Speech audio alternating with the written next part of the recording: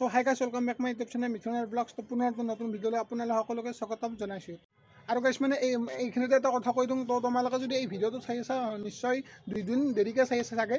তো মানে মই আপলোড দিওঁতে অলপ লেট হৈছে। মই মানে কৈছোঁ যে তো মানে অসম চৰকাৰৰ পৰা মানে অসম চৰকাৰ বা তথা লগতে ভাৰত চৰকাৰৰ পৰা নতুনকৈ মানে আপডেট আহিছে। তো তোমালোকে যদি মানে কিহৰ মানে ডকুমেণ্টছ বনাব লাগিব, তো মানে কি কৈছে, তো আপোনালোকে এই ভিডিঅ' ক্লিপটো তোমালোকে চাই লোৱা, তেতিয়া তোমালোকে নিজে গম পাবা। এমপ্লয়মেণ্ট স্কিল ডেভেলপমেণ্ট এণ্টাৰপ্ৰিনাৰশ্বিপ ডিপাৰ্টমেণ্টৰ ফালৰ পৰা আমি আনএমপ্লয়ড বা আমাৰ যুৱকসকলৰ ৰেজিষ্ট্ৰেশ্যনৰ এটা নিয়ম আছে, যে যাক আমি এমপ্লয়মেণ্ট এক্সচেঞ্জৰ ৰেজিষ্ট্ৰেশ্যন বুলি সাধাৰণ অৰ্থত কওঁ। আমি এই এমপ্লয়মেণ্ট এক্সচেঞ্জৰ ৰেজিষ্ট্ৰেশ্যনৰ জৰিয়তে আমাৰ ৰাজ্যখনত বিভিন্ন শিক্ষাগত অৰ্হতা সম্পন্ন কিমান যুৱক যুৱতী আছে, কিমান আনএমপ্লয়ড আছে, এই গোটেই তথ্যখিনি আমি এই এমপ্লয়মেণ্ট এক্সচেঞ্জৰ ৰেজিষ্ট্ৰেশ্যনৰ তথ্যৰ পৰা আমি গম পাওঁ। বিগত সময়ত এই ৰেজিষ্ট্ৰেশ্যন আমাৰ চলি আছিল আৰু আমি এই ৰেজিষ্ট্ৰেশ্যনক অনলাইন পৰ্টেললৈকে সেৱা সেতু পৰ্টেলৰ জৰিয়তে অনলাইন কৰিছিলোঁ। আৰু যোৱা কিছুদিন ধৰি আমাৰ চলি আছিল, যিটো আগতে এমপ্লয়মেণ্ট এক্সচেঞ্জবিলাকৰ অফিচত গৈ মানুহে ৰেজিষ্ট্ৰেশ্যন কৰিছিল। আমি পিছলৈকে ইয়াক অনলাইন পৰ্টেললৈ আনিলোঁ আৰু অনলাইন পৰ্টেলতে আজিকালি সকলোৱে ৰেজিষ্ট্ৰেশ্যন কৰিব পাৰে। কিছুমান স্পেচিফিক কাৰণত য'ত আমাৰ অফলাইনৰ প্ৰয়োজন হয়, যেনেকৈ NRC ৰিলেটেড কথা হ'ব পাৰে বা অন্যান্য দিব্যাংগজন হ'ব পাৰে, এনেকুৱা কিছুমান স্পেচিফিক কাৰণত আমি অফলাইন ৰেজিষ্ট্ৰেশ্যনো এমপ্লয়মেণ্ট এক্সচেঞ্জত গৈ কৰে। এতিয়া আমাৰ এই অনলাইন পৰ্টেলৰ জৰিয়তে যিটো ৰেজিষ্ট্ৰেশ্যন কৰি আছিলোঁ, এই ৰেজিষ্ট্ৰেশ্যনত আমি আজিৰে পৰা আমি আকৌ ৰেজিষ্ট্ৰেশ্যনৰ ব্যৱস্থা এটা এইকাৰণে কৰিছোঁ যে আমাৰ অনলাইন পৰ্টেলত ৰেজিষ্ট্ৰেশ্যন হৈ থকা গোটেই ব্যৱস্থাটোত কিছুমান ফিল্ড বা স্পেচিফিক কিছুমান ফিল্ডৰ আমাৰ তাত নাছিলে। যেনেকৈ আমাৰ তাত ইঞ্জিনিয়াৰিং গ্ৰেজুৱেট কিমান আছে, কিন্তু কিমানজন কেমিকেল ইঞ্জিনিয়াৰ, কিমানজন মেকানিকেল ইঞ্জিনিয়াৰ, একেবাৰে স্পেচিফিক। আৰু আজিকালি বহুত নতুন নতুন ফিল্ড ওলাই গ'ল, যি ফিল্ডবিলাকৰ ডাটাটো আমাৰ অত্যন্ত প্ৰয়োজন। সেইকাৰণে আমি এতিয়া অনলাইন পৰ্টেলত ৰেজিষ্ট্ৰেশ্যন কৰি থকা সকলো ৰেজিষ্ট্ৰেশ্যন পঞ্জীয়নভুক্ত যুৱক যুৱতীক আমি আজি এই প্ৰেছ মিটৰ জৰিয়তে আহ্বান জনাইছোঁ যে অহা 2 মাহ, জানুৱাৰী মাহ আৰু ফেব্ৰুৱাৰী মাহ এই ৰেজিষ্ট্ৰেশ্যন খোলা থাকিব। ফেব্ৰুৱাৰী মাহৰ 29 তাৰিখলৈকে এই ৰেজিষ্ট্ৰেশ্যন যাতে সকলোৱে নিজে নিজে এই অনলাইন পৰ্টেলত গৈ কৰে। তেওঁলোকৰ ৰেজিষ্ট্ৰেশ্যন আছে, তাক মাত্ৰ অনলাইনত আপগ্ৰেড কৰি দিব লাগে। তেওঁলোকৰ কিছুমান ডাটা আমি নতুনকৈ বিচাৰিছোঁ।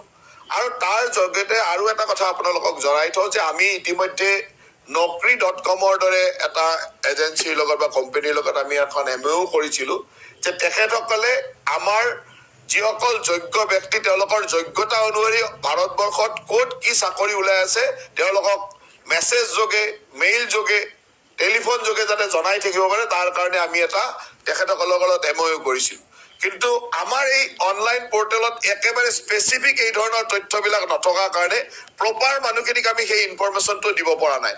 হয়তো ক'ৰবাত বোলে বেংগলোৰতে ক'ৰবাত কেইজনমান মেকানিকেল ইঞ্জিনিয়াৰ প্ৰয়োজন হৈছে, কিন্তু আমি নাজানো যে আমাৰ একজেক্ট কোৱালিফিকেশ্যনৰ তেনেকুৱা কোৱালিটিৰ মানুহ কিমান আছে, যাক আমি খবৰটো দিব লাগে তেওঁলোকে এপ্লাই কৰিবৰ কাৰণে। হয়তো গোটেই BTech খিনিকে আমি দিব লগা হৈছে। এনেকুৱা কিছুমান অসুবিধাৰ কাৰণে এই অনলাইন ৰেজিষ্ট্ৰেশ্যনৰ স্পেচিফিক ফিল্ডবিলাকৰ অত্যন্ত প্ৰয়োজন হৈছে।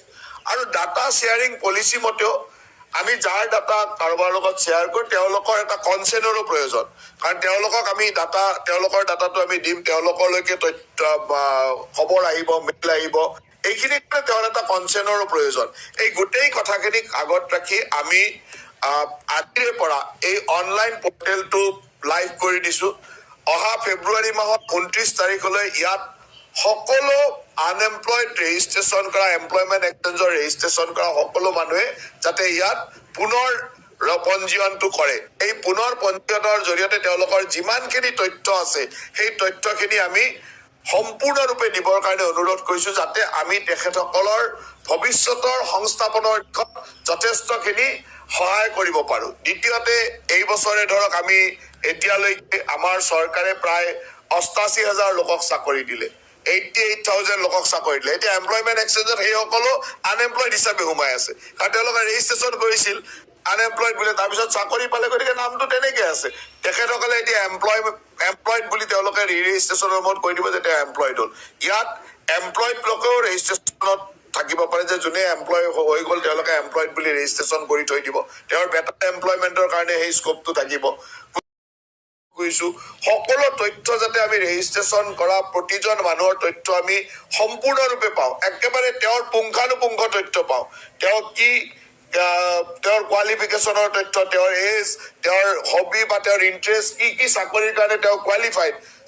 আজি কিছুমান চাকৰি আমাৰ ওচৰত খবৰ আহে বা বিভিন্ন ব্যৱস্থাৰ মাজেৰে খবৰ আহে, এই খবৰবিলাক যাতে সেইসকলক আমি সুন্দৰভাৱে দিব পাৰো। আজিকালি মেছেজৰ জৰিয়তে দিব পাৰি, মেইলৰ জৰিয়তে দিব পাৰি। এই ধৰণৰ তথ্যবিলাক ল'বৰ কাৰণে ৰেজিষ্ট্ৰেশ্যন ব্যৱস্থাটো আমি খোলা ৰাখিছো। ইয়াত আমাৰ সেৱা সেতু পৰ্টেললৈকে গৈ sewasetu.assam.gov.in গৈ এই সেৱা সেতু পৰ্টেলত আমাৰ যিটো employment.assam@gov.in এমপ্লয়মেণ্ট এক্সচেঞ্জৰ যিটো পৰ্টেল আছে তালৈকে গৈ ইয়াত ৰেজিষ্ট্ৰেশ্যন কৰিব পাৰিব। আৰু মই সকলোকে আহ্বান জনাইছো যে অহা ফেব্ৰুৱাৰী মাহৰ 29 তাৰিখৰ আগত যাতে সকলোৱে ৰেজিষ্ট্ৰেশ্যন পুনৰ পঞ্জীয়ন কৰে, আৰু পুনৰ পঞ্জীয়নৰ তথ্যৰ পৰাই আমি যাতে ভৱিষ্যতলৈ তেওঁলোকৰ এমপ্লয়মেণ্টৰ সুবিধাৰ কাৰণে বিভিন্ন ধৰণৰ তথ্য তেওঁলোকক যোগান ধৰি থাকিব পাৰো। অলৰেডি naukri.com লগত আমাৰ এনেকুৱা ধৰণৰ MOU হৈ ৰাখিছে, আৰু বিভিন্ন এজেঞ্চিৰ লগত আমি কথা পাতি আছো, যাতে আমাৰ ল'ৰা ছোৱালী প্ৰকৃত তথ্যটো ভাৰতবৰ্ষত ক'ত কি চাকৰি ওলাইছে এই তথ্যবিলাক পাই থাকে। আপোনালোকে নিশ্চয়কৈ গম পাইছে যে আমাৰ টাটা ইলেক্ট্ৰনিক্সে ইতিমধ্যে আমাৰ 1000 যুৱতীক বেংগলোৰত চাকৰি দিবৰ কাৰণে ইতিমধ্যে এটা ৰাউণ্ড আমাৰ চিলেকশ্যন হৈ গ'ল। অহা কালিৰ পৰা ছেকেণ্ড ৰাউণ্ড 3, 4, 5, 6, 7, 8 এই 6টা দিন আমাৰ ছেকেণ্ড ৰাউণ্ডৰ আকৌ চিলেকশ্যন প্ৰচিডিউৰ বা ইণ্টাৰভিউ চলি আছে, আৰম্ভ হ'ব অহা কালি। ফাৰ্ষ্ট যিটো আমাৰ ইণ্টাৰভিউ হৈছিলে তাত আমি 545 ছোৱালী আমাৰ চিলেক্ট হ'ল।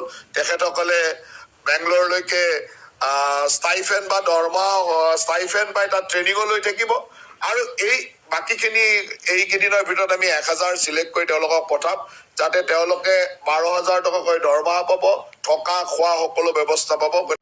আৰু গাইছ মানে আপোনালোকে শেষলৈকে চাই থকাৰ কাৰণে বহুত বেছি ধন্যবাদ। তো আজিৰ ভিডিঅ'টো এইখিনিয়ে। ভিডিঅ'টো চাই কেনেকুৱা বোলে জনাব। তো আজিলৈ বাই বাই, দিয়ক, বাই বাই।